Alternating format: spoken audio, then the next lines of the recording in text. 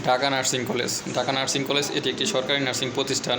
এখানে দুটি কোর্স রয়েছে, বিএসসি নার্সিং 4 বছর মেয়াদী কোর্স, যেখানে ছেলেমেয়ে সবাই আবেদন করতে পারবে। তবে বিজ্ঞান গ্রুপের হতে হবে, এসএসসি ও এসএসসি মিলে কমপক্ষে 7 পয়েন্ট থাকতে হবে। আরেকটি কোর্স হলো মিডওয়াইফারি, যেখানে 50টি সিট রয়েছে। সেখানে শুধুমাত্র মেয়েরাই যে কোনো গ্রুপ থেকে, যে কোনো শিক্ষা বোর্ড থেকে আবেদন করতে পারবে। এইচএসসি বা ইন্টারমিডিয়েট পরীক্ষার ফলাফল প্রকাশিত হলেই নার্সিং ভর্তি পরীক্ষার সার্কুলার প্রকাশিত হবে, তখন সেখানে আবেদন করতে হবে। তাছাড়া পরের বছর সেকেন্ড টাইম নার্সিং ভর্তি পরীক্ষা দেওয়া যায়। নার্সিং ভর্তি পরীক্ষায় কোনো ধরনের নেগেটিভ মার্ক নেই।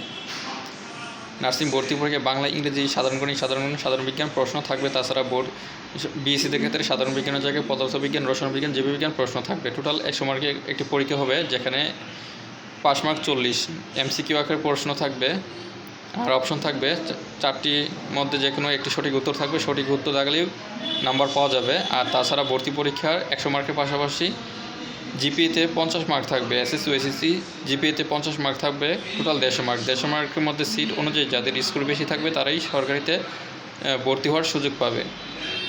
আর ঢাকা নার্সিং কলেজ এটি ঢাকা মেডিকেল কলেজের সাথেই অবস্থিত।